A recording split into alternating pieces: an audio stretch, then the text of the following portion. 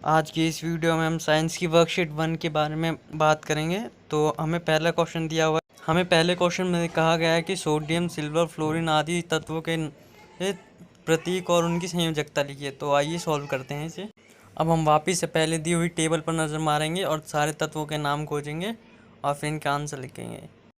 जैसे टेबल में सोडियम का प्रतीक Na है तथा उसकी संयोजकता 1 है, और सिल्वर का प्रतीक Ag है और संयोजकता प्लस की 1 है।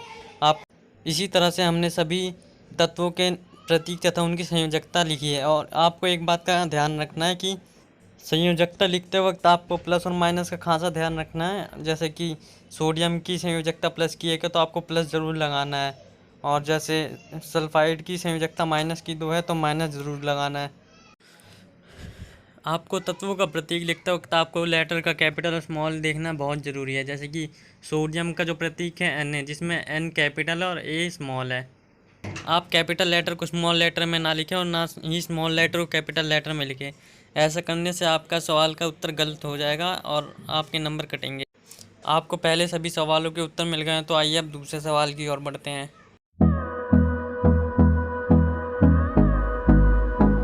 दूसरे सवाल में हमें कुछ यौगिक दिए हैं और तथा हमें इनके सूत्र लिखने हैं। तो आइए लिख। जैसा कि हमें पहला यौगिक कैल्शियम कार्बोनेट दिया हुआ है, तो हमें कैल्शियम की संयोजकता पता है +2 है और कार्बोनेट की संयोजकता है पता है -2 है।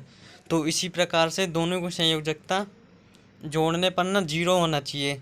जैसे प्लस का 2 और माइनस का 2 दोनों को जोड़ेंगे तो 0 हो जाएगा। इसी प्रकार से कैल्शियम कार्बोनेट का फॉर्मूला CaCO3 हो जाएगा। और इसी प्रकार से एल्यूमिनियम सल्फेट में जो 3 है, ये एल्यूमिनियम की संयोजकता दिखाई गई है +3।